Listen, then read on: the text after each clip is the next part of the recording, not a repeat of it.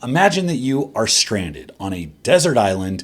You have no amenities, no machines, no cables, no dumbbells, not even a rack or a bench. All you have is a barbell and plates and 90 days to get as jacked as possible in order to get the payday at the end of the challenge.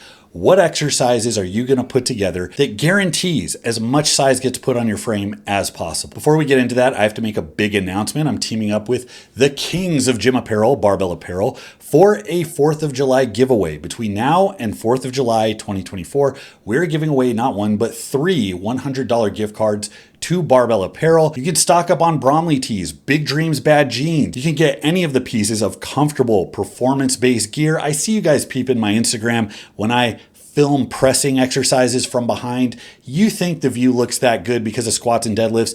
That is Barbell Apparel shorts, baby. Now, all you need to be eligible is to have subscribed to the YouTube channel and to download the Base Strength AI app and take the questionnaire. You do not need to pay anything. You do not need an active membership. Just download the app from basestrength.com and take the questionnaire and you're in the running. And with 3 opportunities to win, your chances are pretty good. We will announce the winners on 4th of July, so to those at home and everybody abroad, this is a little gift to you from Murica. So thing number 1, this is going to be one of the most productive exercises on this list for your whole body, period, and that is a Romanian deadlift. The Romanian deadlift is going to hit the hips, so the glutes and hamstrings, which extend the hips. It's going to hit the midsection that stabilizes spine, abdominals, obliques, the erectors, and also the upper back. The lats have to work quite a bit to push that bar back. So top to bottom from your neck to your heels is a great movement. Now, why RDLs and not deadlifts? Deadlifts are good for building mass, but there's a couple components that make it more of a problem, where it's gotten a reputation for some people for taking more than it gives back. A lot of times people worry about the weight on the way up, the concentric, but they don't worry about the lowering phase, the eccentric. When you focus on the eccentric of a deadlift, the poundages you use have to drop immensely. So a lot of people don't do that, but that also leaves a little bit of the growth stimulating factor off the table. And in letting the weight free fall and reset, you also have to have this huge hit of effort to get the weight going. A lot of people get stapled off the ground as a fatigue,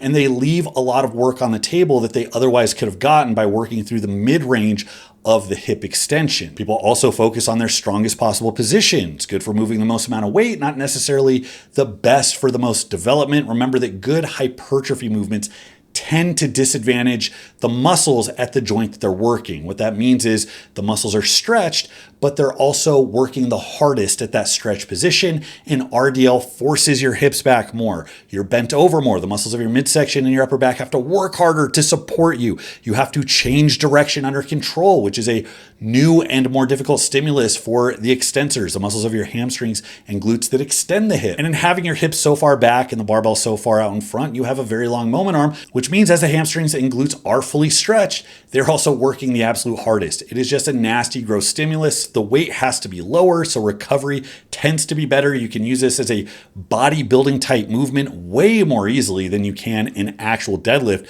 which might grind you into the ground if you do try to work with a lot of sets, with a lot more reps, with really high effort. In addition to all of that, it drills the hinge movement pattern into your brain. It becomes a part of who you are, which is exceptionally important for all sports, but especially for getting good at the deadlift. There's a lot of deadlifters that just don't know how to hinge, and this fixes that. Now, if you do find yourself off this desert island and in a corporate gym, RDLs are great, but you also might experiment a little bit more. Reach variations where you push the weight out in front, make the moment arm even longer, which means all the stabilizers and the movers in your hips have to work that much harder. And you haven't felt hamstring soreness until you've done a set of reach RDLs, pushing the barbell out in front under a really big stretch.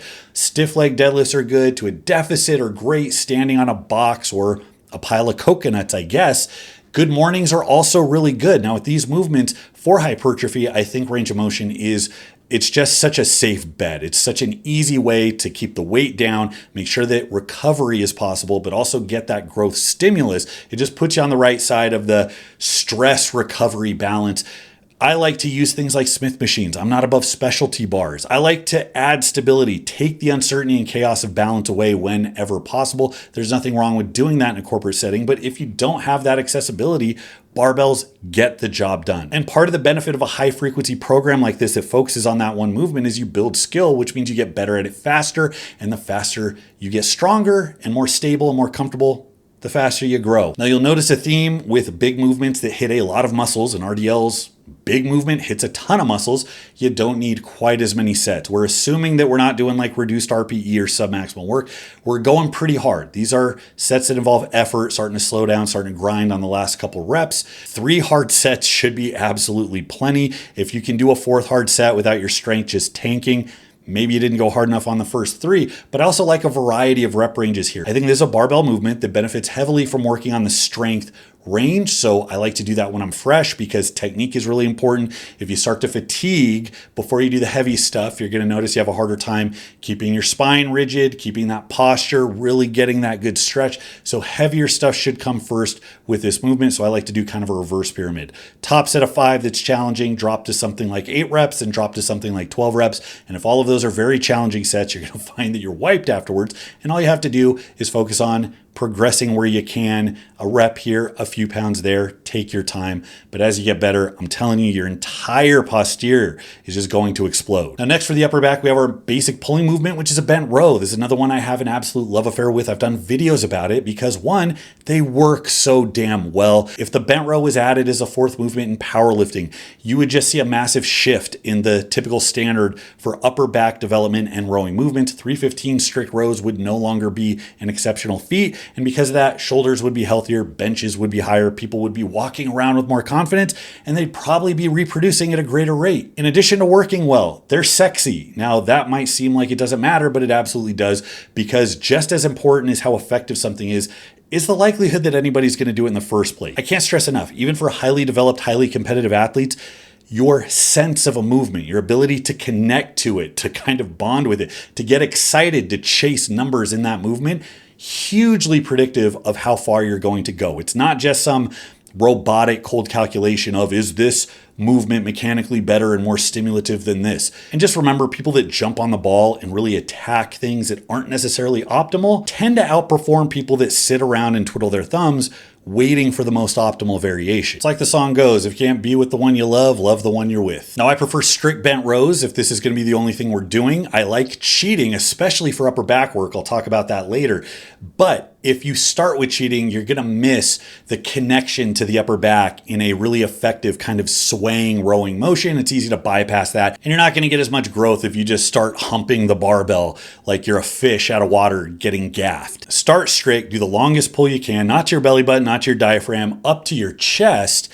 And you'll notice that all the muscles around the backside of your shoulder joint are just going to be lit up. And if you progress along something like a 5x5, I wasn't kidding about the strength element. Treat this like a competitive movement, progress it the way you would like a bench press or a squat under different circumstances, and you are going to get very strong in that position. These are also reps that are great for hypertrophy, but that strength that you develop is going to assist in all of these other exercises where weakness in the upper back is actually going to limit its hypertrophy potential. Remember what I said, the barbell is a different animal than if you have all of the tools in a gym at your disposal. To optimize the hypertrophy benefits, you actually have to worry about strength and make sure that you don't have any weak points that are going to derail the lift. But yeah, kids these days aren't treating rows like a competitive movement, and it shows. Up next, we got behind the neck presses. Now, this is an old school favorite. One, again, it's sexy. You see Ed Cohen doing 400-pound behind the neck presses in his prime, and you think to yourself, Jesus, that's just something different.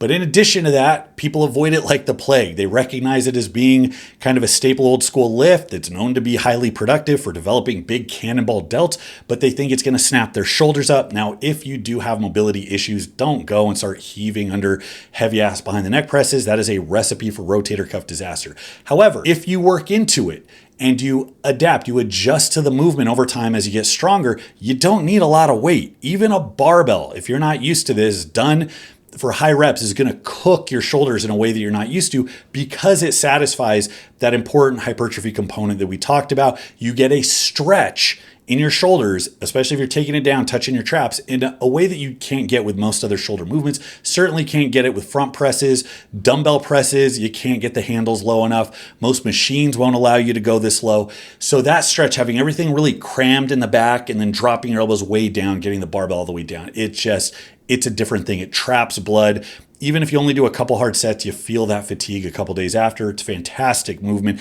and it's not going to break your shoulders if you train it intelligently and progress appropriately. And there are just very few movements that so easily grow your deltoids, but also contribute to overall pressing strength. Now, again, after this challenge, you want to take what you learned and apply it in an open gym with more tools. I would recommend looking at something like a Smith machine. Again, movements where you're a little precarious, off balance, unsure, you can eliminate some of the chaos. And by giving yourself stability, you increase the ability to stress the muscle directly. So a behind the neck Smith machine, guys, I'm telling you, that is a great shoulder development tool. But yes, you do get extra cool points by doing it standing out of a rack. Now, I do like a variety of reps here. Again, I think strength work, if it's similarly effective at building muscle, is important to include because progressing weight is a main feature of getting jacked with a barbell. You have to be able to continuously progress, but also the metabolic stress from the high rep stuff, given that stretch position, it's unlike anything you felt with other shoulder movements. And I like to exploit that here. So I like to start with high reps instead of starting fresh with the heavier weight. It gives me a little confidence, gets blood in my shoulders start to cook and fatigue a little bit, and to make sure that I'm not going to go stupidly heavy, that I am still a bit limited by fatigue. But it also feels like I'm pressing off a pillow when I already have some high rep sets under my belt. And then I hit that heaviest set, and then I drop back and I go for broke a set of 15 at the end to just wring the last bit of life out of your delt. And again, the burn, I can't say enough. If you've ever wondered if an exercise was productive in growing your shoulders, a high rep set of behind the neck presses taken right up to failure, that's going to take away all doubt. Now we got another old school shoulder breaker that is undoubtedly effective at what it does, but people again think is going to snap them up. That's an upright row. People really worry about the internal rotation. You should be able to have internal rotation, and if you don't do any movement that features internal rotation, you're going to suck at it. So this is another one where as you progress, your mobility increases and you can handle the movement. I like to get it all the way up to the chin. It's a very long pull, but that makes sure that the weight isn't going to get stupidly heavy. So probably reduce injury risk or risk of a tweak. It's also going to make sure you're going to feel this sucker work in your traps, your rear delts, your rhomboids. It's very good for the upper back just as much as for the deltoids. And I do like to have a little bit of a heave. Now, I'm a big fan of cheating for hypertrophy with pulling movements more so than pressing movement. I think this does have something to do with mechanics. Again, rowing movements being easier at the stretch position and harder at the top position. So if you get a little cheat at the bottom to get it going, you build up momentum and you can kind of save effort for like the hardest part of the lift. That's kind of my rationalization. I don't know if there's anything to that, but I do know there's a lot of people that have had success, myself included, using a little sway on bent rows, using sway on things like croc rows, and using sway on upright rows. And you hit a couple token sets of 12. I don't like to get fancy here. I don't really like to use this for strength work. This, I feel like, is a little more of a finesse movement to try to get the strain where you want it instead of just pulling as hard as possible. 3 sets of 12, progress where you can, simple double progression. Those second and third sets are going to get a little sticky as a burn sets in. You just add weight. If you fail to get 3 sets of 12, you stay there until you do, and then you add weight again. It's super simple. And as you start to add plates to this movement, it is very gratifying. I think this is another movement that has that sexiness factor where people bring something extra to it because they're excited to progress it. And that leads to the development of like that surgically implanted cowboy collar that you just wouldn't get otherwise. Now we got to worry about the pecs. Given that you're on a desert island and you don't have a bench or a rack, you're going to have to hack and schmidt this shit up in some type of neck bridge pullover, but you can get it into position, do a floor press. A floor press is a reduced range of motion. So going wider stretches the pecs out, puts more stress there. Now, of course, most of you have a bench, and I do recommend to use a bench, and a wide grip bench press is just a super great movement for hitting the pecs. People that think benching sucks for pec development probably haven't spent enough time experimenting with different grips and movements and ranges and tempos, especially with rep ranges to cause fatigue in those ranges, to really have given the movement its due. Wide grip, bar down to the chest, elbows flared, under control for a variety of reps, finishing with very, very high reps. That is something that is going to make your pectorals quiver. For strength guys, great way to fix that weakness off your chest. You can keep trying to like break the bar and like tuck your elbows and bring your belly up higher and arch harder, or you can just make your pecs a little bit bigger, and it's super easy to do. Now, because this is a reduced range of motion, even if you are going all the way down to your chest, more sets are warranted. So instead of just one token low rep set, 3 sets of 5 is a good protocol, progressing where you can, and then finishing with high reps. I think there's just a ton of benefit to building up that metabolic stress at the back end of doing the heavy strain work that's going to increase strength. There's no reason we can't blend these thresholds. I think they work synergistically very well, and a stronger bench is going to lead to a generally stronger and bigger upper body, no matter how you slice it. Back in a regular gym setting, all you have to do is bias towards a wider grip.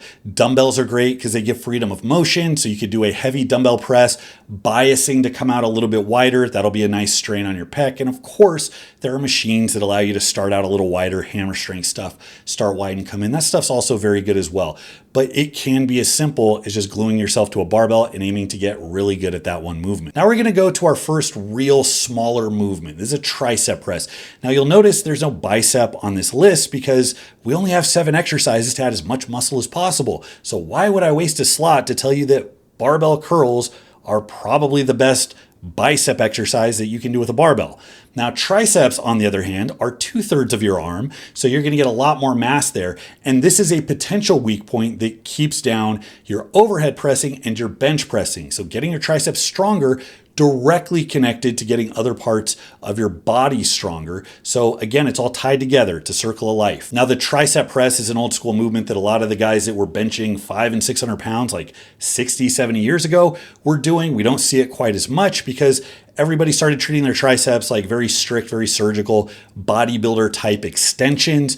Now, that's fine to do really strict skull crushers and French presses and press downs, but you're really leaving something on the table if you're not exploiting the ability of your arm to exert force if you just get a little bit of assistance from the shoulder joint. So a JM press is kind of analogous to this. Instead of a skull crusher, you're kind of dropping your elbows forward a bit, turning it into like a half extension, half press. This is the same idea, it's just over the head. And what this does, it meets our criteria. You get a big stretch by pushing the elbows forward, but you could also handle a lot more weight. So you get a lot more weight with a big stretch, and then you bring the shoulders in into kind of a pressing movement rather than an extension, and the strain on your triceps is just incredible. And as you treat it like a strength exercise and progress, you're going to be able to handle and exert more force than you ever thought you'd be able to do. And the effect of that is just big ass meaty triceps that make all of your other pressing movements go up. Now, this is another one like the upright row, nothing fancy here. I like to treat smaller movements with less fuckery, just pick a weight that is kind of hard for sets across. 4 sets of 8, I think, is a good middle range, plenty of volume there,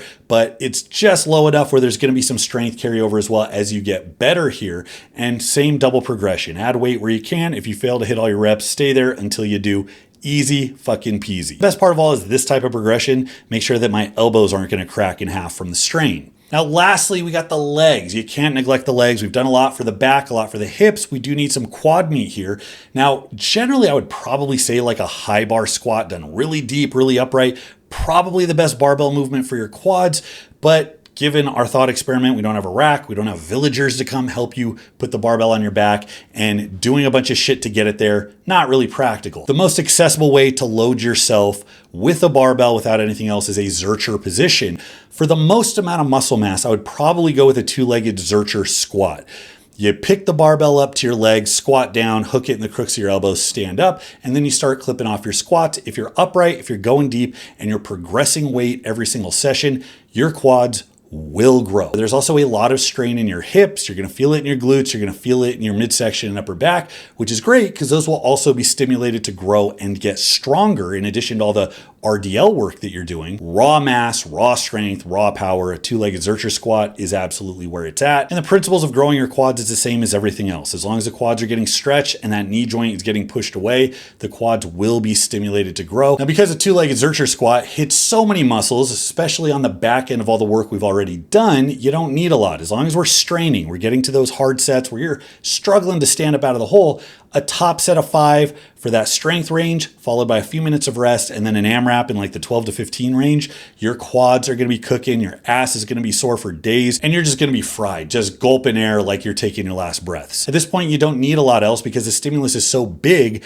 that the fatigue is high. So you probably can't even really support that many more sets, especially if you're going to do this multiple times throughout the week. So let me know what you think, guys. Have you tried these exercises before? Have you really spent time progressing any of these to an exceptional degree? agree, and what were your results? What do you think of the progressions? What did you agree with? What did you think was stupid? Leave it in the comments below. Also, don't forget, we are doing the giveaway through the 4th of July. All you have to do is subscribe and take the questionnaire on the Base Strength AI app, available at basestrength.com. Thank you so much for watching and for your support. I'm looking forward to doing that giveaway on July 4th. Until next time, this is Bromley. I'll see you.